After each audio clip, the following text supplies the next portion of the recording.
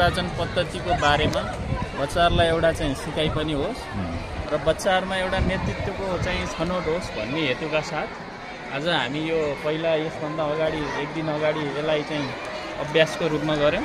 त्यसपछि आज साँच्चीकै निर्वाचनको एउटा चाहिँ प्रत्येक चाहिँ 4वटा हाउसको चाहिँ विभाजन गरेर प्रत्येक हाउस अनुसारका चाहिँ आफ्ना टिम क्याप्टेनहरू चाहिँ नेतृत्व छनौटको लागि उनीहरूलाई चाहिँ उम्मेदवारको रूपमा खडा गरेर त्यही अनुसार अहिले हाम्रो यो निर्वाचन चलिरहेको छ।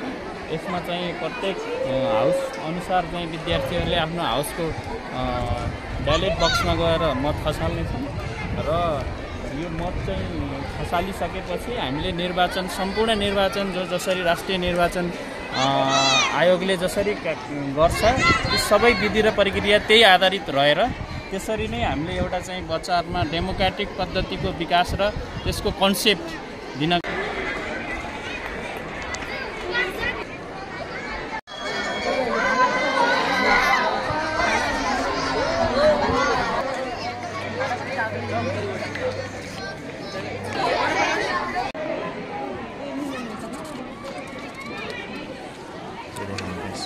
यो ग्रीन हाउसको है सर। यो चुनावको माहौल नताते पनि गर्मीले गर्दा चाहिँ माहौल तताइरहेको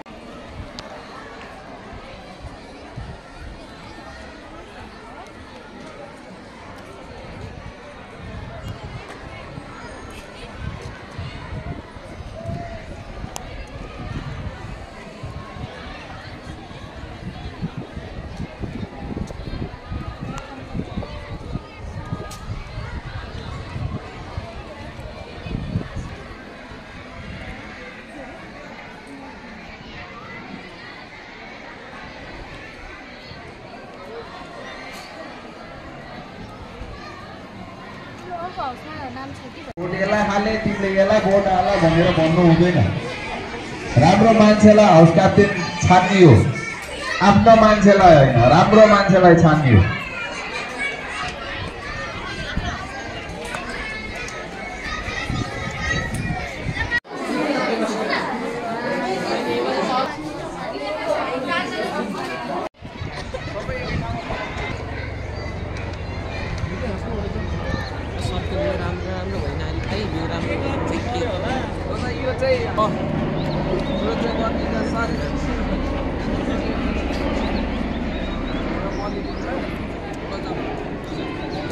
सुरक्षित एकदम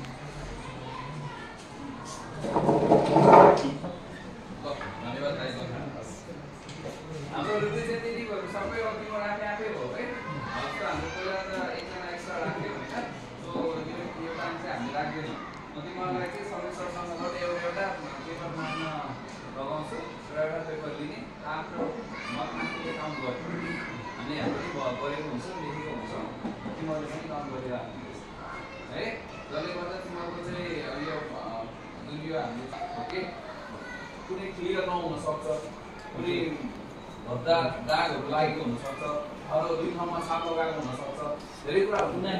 सबै हेरेर गर्दाखेरि चाहिँ कुन चाहिँ भ्यालिड छ कुन चाहिँ भ्यालिड छैन भन्ने कुरा चाहिँ त्यो कमिटीले चाहिँ डिसाइड गर्छ। ओके, यसमा तिमीहरूले विरोध जनाउने त्यो गर्नुभयो। ओके, आफ्नो आफ्नो सिट लिने बस्ने, यता नबस्ने यता पछाडि नै बस्ने। ओके, त्यहाँ चेयर छ त्यो चेयरहरू निकाल्ने।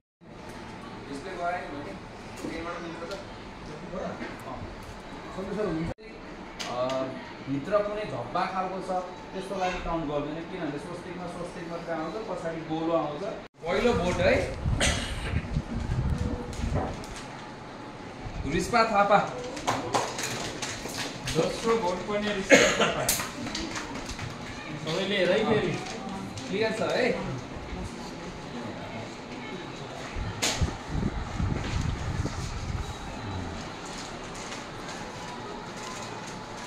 दिपेश सुनार रिस्पा थापा है।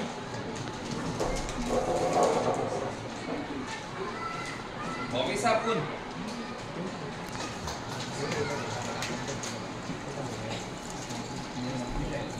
भोटको रेकर्ड छ